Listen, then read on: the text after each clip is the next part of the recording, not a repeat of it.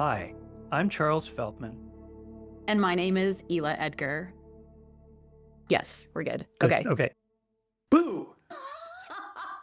I did double dog dare you to do that. Man, you didn't think I would, did you? I didn't. So we're going to be talking about ghosting today and how that affects trust. So I thought I'd start it out kind of in line with, and this is a topic that I think we've both and many of our listeners have had the experience of being ghosted in one way or Yes. another, under one context or another. So that's our topic today. I'm Charles Feldman. Well, boo back to you. And I'm Ela Edgar. And we're here for a ghosting version of Trust on Purpose. We are not going to ghost you on this podcast. Although that would be funny if we just suddenly disappeared. It would be funny to us, but probably not to the people listening. Not to our listeners. So, well, I think many of our lovely listeners know that we have a conversation before the conversation. And this is a topic that I'm actually quite spicy about this week for a number of reasons. And so this whole concept of ghosting, and I want to pause here and just remove the whole dating app, romantic partner looking for your special someone. So that's not the part that we're talking about. We're talking about how ghosting actually does happen in working relationships, professional relationships, and organizations. And so a couple of the examples that we were talking about before we started was, have you ever had someone, maybe your leader, maybe a peer, a colleague, somebody that's working on the same project team, ask you for work that you then deliver, and then you hear crickets, radio silence, nothing, zero. Not, hey, we've got it. Thanks for doing it. Received. This was super helpful. Like, we're talking crickets, zero. Or potentially, and I think Charles and I have both had situations where there's a potential relationship, whether it's a service partner or a potential client, there's conversations had, and then they just disappear. I was sharing that there's someone I was really excited to work with, had a number of conversations. She was going to support big change in our team here, and everything looked great. And it's been 1.5 years since I last heard from her. Oh, that's ghosting for sure. Right? Yeah. And I'm like, what did I do? And then the other one that we came up where there actually has been a commitment made of some sort. And then again, nothing, zero. And so we want to dive into this topic of ghosting, and not only what does it feel like, what's the impact on the relationship, and what's the impact on trust. Yes. So I'm going to pause there. Go ahead. Yeah. And I can say very clearly from my own perspective that over the years, as a coach and someone who delivers various kinds of workshops, I have had inquiries from potential or prospective clients and been asked for a proposal, and then nothing happens. I hear nothing back. I even have followed up and, hey, what happened? Or, what's going on? Sometimes I'll get something, but sometimes I won't. That's one thing. But that damages trust in them. Even if they came back to me later and said, hey, sorry about this. I know, and that has happened. I know that my trust in them has gone down at that point, the point where they ghost me for a long time initially. But in work relationships, it just occurred to me as I was listening to you, Ela, just occurred to me in work relationships where we're working with these people all the time and we get ghosted, if you will. We deliver something that's been asked for and that we don't get anything back at all. That has the usual impact that distrust has in an organization. When two people distrust each other or one person distrusts another in the work setting, that's a longer term or in some ways bigger impact. Someone who doesn't get back to me regarding a proposal that I've sent to them, I've spent some time at it and I send it off, get nothing. Yeah, I won't trust that person, unless they really do come through and we go somewhere. But it doesn't matter that much because there are other people and I'm going to, have other prospects and other clients, and so it goes. But in the workplace, we don't have the ability to do that. So we're stuck with a situation where our trust in that person, we carry forward day to day as we interact with them and the rest of the people in the organization. I think that's where the impact is most strongly felt and most damaging. Well, and what also comes up for me is then I'm going to look for ways to work around, work without, and not have to interact with that person because I can't trust their follow through. I can't trust their reliability. And even, we did this episode quite a while ago, but the one where we were talking about things unspoken. Yeah. And so these are situations where often the disappointment, the resentment, the frustration, the annoyance is not spoken. And that continues then to have an impact on the relationships. Yes. We talked about the cycle of commitment, sort of the last move, if you will, in that conversation or ongoing series of conversations that starts with making a clear and complete request. The last move in that series of conversations is reporting completion. Hila, here it is, I've done it. And then on the other hand, or from the other person's perspective, it's done, thank you, or whatever it is that lets me know that we're done. And what we're really talking about is that doesn't happen. It doesn't happen. And ooh, this is like pushing a button, a really big button for me, because I'm thinking of a recent leader, not necessarily talking about ghosting, but this concept of receiving work and thanking the other person to close the cycle of the commitment. And I think you're very much like this. So maybe there's Canadian flowing through you too, but Canadians, like, we say please and thank you all the time. We're so polite. And there was such resistance to say, why should I have to say thank you for something that's their job? Which was, oh, this is so good. This is so good. And what about if it's not necessarily the linguistic politeness of saying please and thank you, but rather the completion of a shared commitment? That the performer now knows the work is complete and there's nothing more I need to do. I can close that loop. Yes. It's going back to another previous episode. It's a declaration of completion. So you're using thank you as that declaration of completion. One of the other things that, and I will say that this is something that's really showing up with a number of the teams that I'm working with right now, is overwhelm. And so what if the ghosting actually isn't intentional? What if it fell off my radar? I thought I sent it, like I literally forgot, or the whole, it's a breakdown and I didn't do it. And you're right. And I'm here to take accountability. So I think there's a couple of things. So one, the concept of overwhelm and how that impacts our stories that people have ghosted us. And then the other tangent that we'll talk about is what happens when somebody becomes like aware of their missed commitment and takes accountability. So first, let's dig into overwhelm and ghosting or missing commitments. Yeah. Well, and there's, of course, two sides to that. There's the not completing or not finishing the commitment that I make. So in effect, from the person who has asked me to do something and I've committed to doing it, from that person's perspective, I've disappeared. I didn't do it. And so there's not only the missing product, but also the missing connection there so I'm sort of losing trust.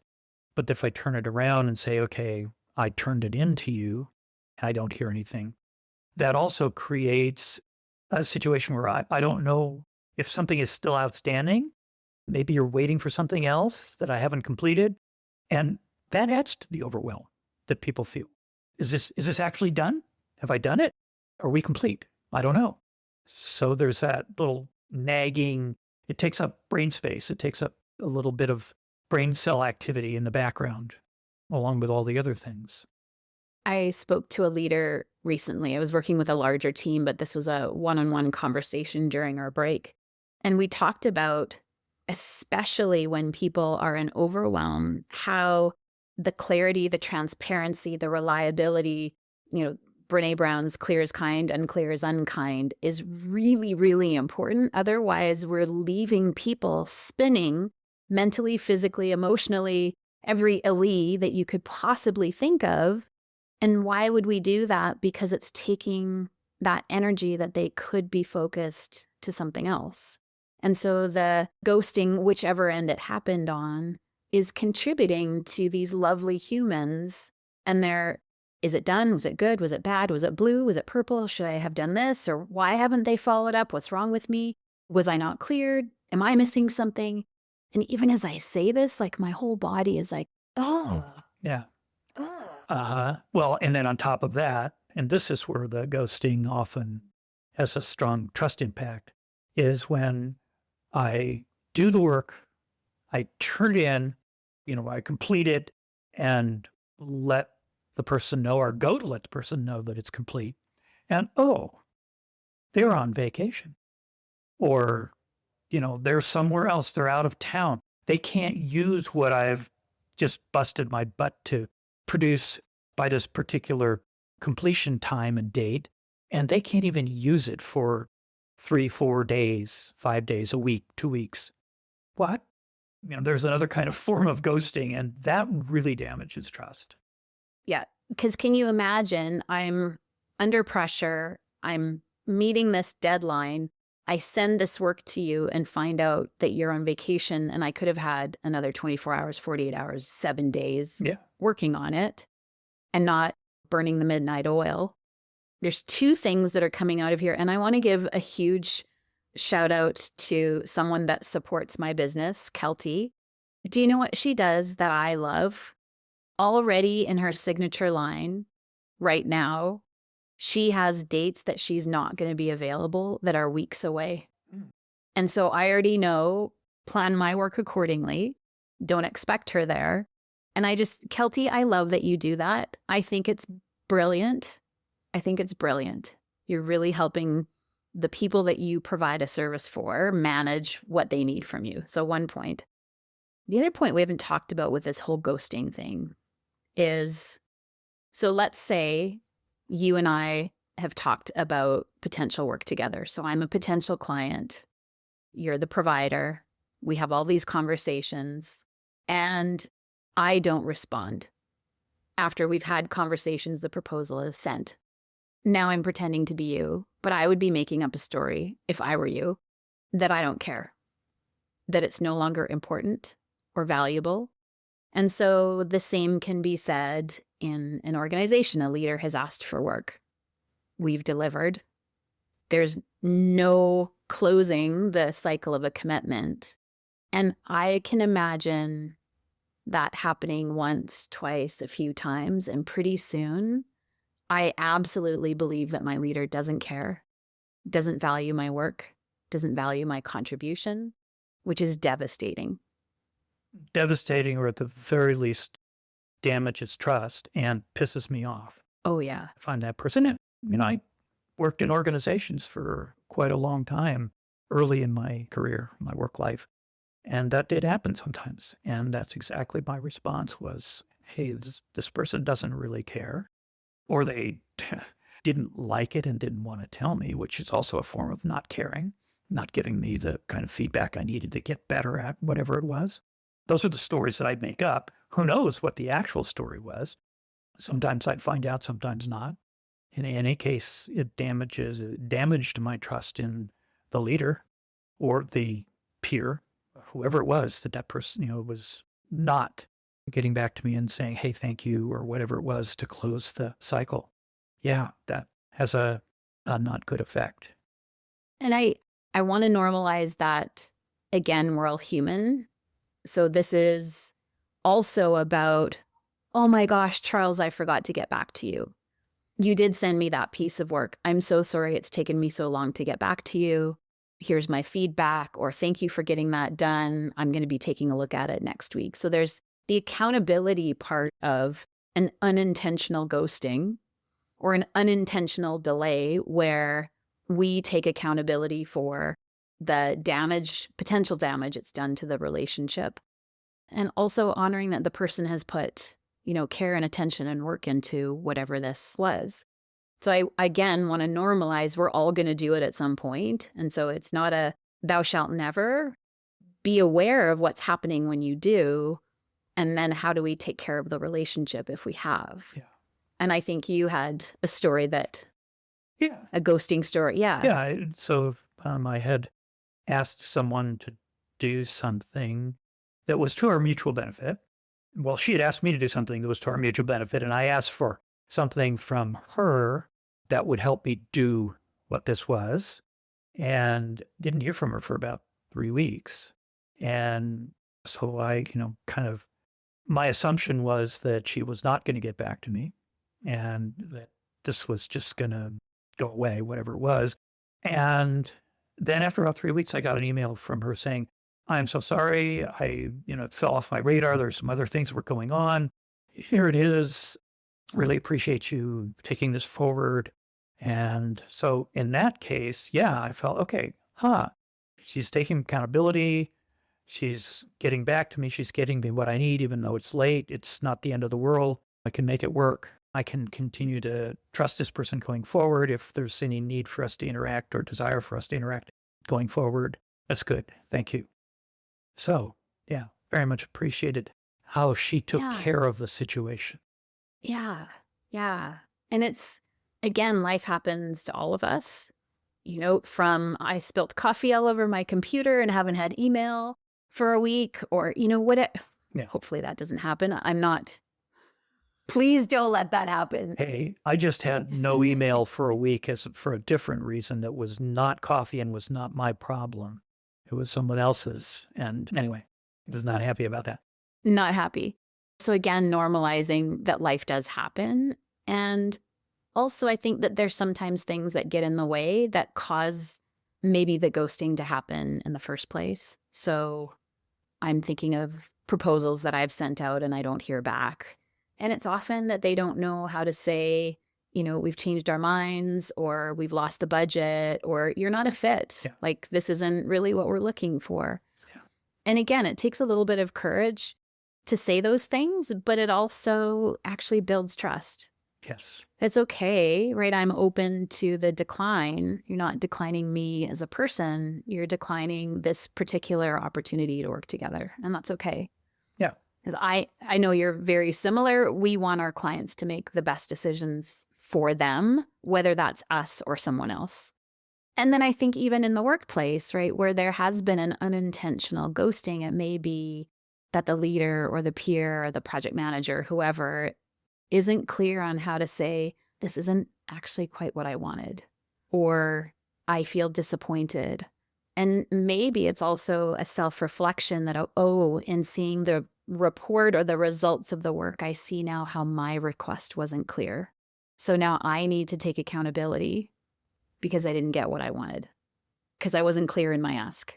Yeah, that doesn't happen as often as one might like, that they take responsibility for their side of it and say, boy, my request wasn't all that clear, but kudos if they do, because that does also build trust when you can go back and say, hey, I get it. I didn't give you a very clear request here. It was about as clear as mud. Let me try again. Yeah. And this is actually not on you, it's on me. Yeah. Let me take accountability for this. Yeah. What I, of course, do see is sometimes with my coaching clients that, when I ask them to just say, tell me your request, exactly how you made it. And I listen and I help them work on it. And they go, wow, but typically what they are doing first before they get there is blaming the other person for not doing what they asked them to do and being annoyed and upset. And so they distrust the other person for being incompetent or unreliable or whatever it is. They distrust them. I also want to point to another area where ghosting has a profound effect on trust that people don't generally think about that much, but I know you have. And that is when I go and apply for a job somewhere. Oh, if I'm a job seeker and I go and, companies said, here, fill out an application or you do it online or, Glassdoor or whatever other platform you're using. And I do that. I put my best foot forward. I really try and think about it and come up with, something that directly addresses what I think are the concerns of the company I'm applying for and I never hear from them again. Or I do hear from them again and I get to the first interview and I think it's a pretty good interview and I never hear from them again. Or even if I get to the second interview and I'm really thinking, things are good, likely that I might get this job and I never hear from them again. Or they actually say, we're really interested in you. We're going to be back to you next week. We want you to meet with, so-and-so, or we're going to put a draft offer in front of you. And you never hear from them again. This one, I really have to bite my tongue and temper because this is probably one of the things that I'm deeply passionate about. It's really, really, really unkind. And I lived in the world of recruitment for 20 years. So when someone has put time, effort, energy, gotten really excited about applying for a job with XYZ company, the chances, again, with applicant tracking systems nowadays and actually getting through to, a pre-screen or a recruiter is like, oh, yay, the excitement builds. And then at whatever stage to be completely ghosted and not know why. I know I've been on the receiving end of that. You've probably been on the receiving end of that. And my experience is we most often make it something that we have done wrong or that we weren't enough. And again, human to human, that is a horrible way to leave someone when maybe it was, again, we lost funding. We found an internal candidate. We had to take the posting down. You were fantastic and we hired someone else. Whatever the story is, to leave them with, I have no idea. Yeah. This is me tempering this because I could go And it also has an impact, pretty profound impact on trust of that company because now I'm looking. Yes. I distrust the recruiter or the recruiting process or someone there at that company and therefore basically the entire company, which, a lot of companies don't care, but they actually may be creating distrust in someone who somewhere down the road they really would like to hire. Or maybe that person gets hired by a competitor or even potentially a vendor who now really distrusts that company and is not going to be disposed to treat them well, to trust them, to work with them going forward. So I remember, working, of course, in Silicon Valley, the saying goes, build strong relationships, build trust, because you never know if that person might not be your boss 6 months from now. The person you did not honor as a human being and get back to them may be back and you may be reporting to them. That's right. And it happened a lot in Silicon Valley throughout the 80s and 90s and probably even now. Yeah. It can happen so easily, so unintentionally. I think sometimes even our systems and processes and procedures, no one is looking at, is this helping us build trust and transparency and relationships through this process? Or are we unintentionally causing harm or distrust or ghosting people? And I think that, again, that can happen in a lot of different processes, not just recruiting. So what do you think, what comes to mind as far as how do we reduce or be more intentional about not ghosting or being more aware when there is ghosting or some variation in there? Something like that, yeah.